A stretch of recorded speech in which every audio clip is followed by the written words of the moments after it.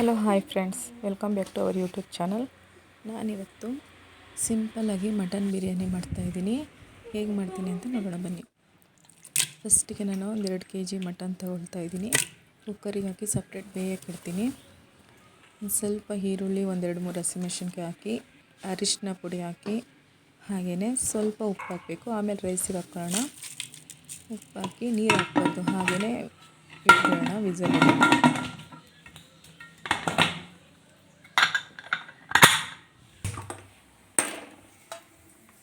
ಈಗ ಪಕ್ಕದಲ್ಲೇ ಒಂದು ಪಾತ್ರೆ ಇಟ್ಕೊಂಡು ಫಸ್ಟಿಗೆ ನಾನು ಪಾತ್ರೆ ಬಿಸಿ ಆದ ನಂತರ ಎಣ್ಣೆ ಹಾಕಿ ಚಕ್ಕೆ, ಏಲಕ್ಕಿ, ಲವಂಗ ಎಲ್ಲ ಹಾಕ್ತಾಯಿದ್ದೀನಿ. ಅದರ ನಂತರ ಈರುಳ್ಳಿ, ಹಸಿಮೆಣಸಿನ್ಕಾಯಿ ಹಾಕಿ ಸ್ವಲ್ಪ ಕಸ್ತೂರಿ ಮೇಥಿ ಹಾಕ್ತಾಯಿದ್ದೀನಿ. ಹಾಗೆಯೇ ಒಂದು ಜಾರಿಗೆ ಪುದೀನ, ಕೊತ್ತಂಬರಿ, ಹಾಗೆ ಹಸಿಮೆಣಸಿನ್ಕಾಯಿ, ಹಾಗೆ ಚಕ್ಕೆ, ಲವಂಗ, ಮೆಣಸು, ಏಲಕ್ಕಿ ಹಾಕ್ತಾಯಿದ್ದೀನಿ. ಹಾಗೆಯೇ ಈರುಳ್ಳಿ ಸೇರಿಸ್ಕೊಂಡು ರುಬ್ಕೋಬೇಕು. ಸ್ವಲ್ಪ ನೀರು ಹಾಕಬೇಕು. ನೀರು ಹಾಕ್ಕೊಂಡು ಪೇಸ್ಟ್ ಮಾಡಿ ಇಟ್ಕೊತಾಯಿದ್ದೀನಿ. ಶುಂಠಿ ಬೆಳ್ಳುಳ್ಳಿ ಪೇಸ್ಟ್ ಹಾಕ್ತಾಯಿದ್ದೀನಿ. ಈರುಳ್ಳಿ ಫ್ರೈ ಆಗಿದೆ, ಅದಕ್ಕೇ ಶುಂಠಿ ಬೆಳ್ಳುಳ್ಳಿ ಪೇಸ್ಟ್ ಹಾಕಿ ಈಗ ನಂತರ ರುಬ್ಬಿಟ್ಕೊಂಡಿರೋದನ್ನೆಲ್ಲ ಹಾಕ್ತಾಯಿದ್ದೀನಿ.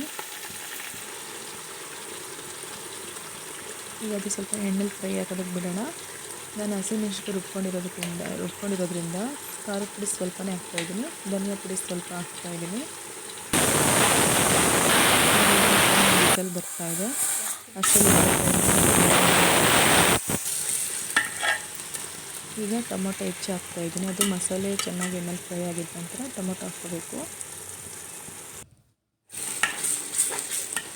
ಟೊಮೊಟೊನಾದರೂ ಚೆನ್ನಾಗಿ ಫ್ರೈ ಆಗೋದಕ್ಕೆ ಬಿಡಬೇಕು. ಈಗ ಮತ್ತೆ ಅವಾಗಲೇ ಸ್ವಲ್ಪ ಉಪ್ಪು ಹಾಕಿದ್ನಲ್ಲ ಮಟನಿಗೆ, ನೋಡಿಕೊಂಡು ಈಗ ಎಷ್ಟು ಬೇಕೋ ಅಷ್ಟು ಉಪ್ಪು ಹಾಕ್ಕೊಳ್ಳಿ. ಈಗ ನೋಡಿ ಮಟನ್ ಬೆಂದಿದೆ. ತೆಗೆದು ನಾನು ಇದಕ್ಕೆ ಹಾಕಿ ಕಲಿಸ್ಬಿಟ್ಟು ಇನ್ನೊಂದು ಕಡೆ ರೈಸ್ ತೊಳೆದಿಟ್ಟಿದ್ದೀನಿ, ಅದಕ್ಕೇ ಅಕ್ಕಿ ಸೇರಿಸಿ ಒಂದು 2 ಮಿನಿಟ್ಸ್ ಕಲಿಸ್ಬಿಡ್ತೀನಿ. ಮಸಾಲೆ ಎಲ್ಲ ಚೆನ್ನಾಗಿ ಹತ್ತುತ್ತೆ. ಈ ಪಕ್ಕದಲ್ಲಿ ಬಿಸಿ ಮಾಡಿಟ್ಕೊಂಡಿದ್ದ ನೀರನ್ನ ಹಾಕ್ತೀನಿ. ಅದಕ್ಕೆ ತಕ್ಕಷ್ಟು ನೀರು ಹಾಕ್ಕೊಳ್ಳಿ, ನೀವು ಎಷ್ಟು ರೈಸ್ ಹಾಕ್ತೀರೋ ಅನ್ನೋದ್ರ ಮೇಲೆ. ಇದು ನೋಡಿ ಚೆನ್ನಾಗಿ ಬೇಯ್ತಾ ಇದೆ. ಅದು ಬಿಸಿ ಇರೋದ್ರಿಂದ ಸರಿಯಾಗಿ ಕಾಣಿಸೋದಿಲ್ಲ.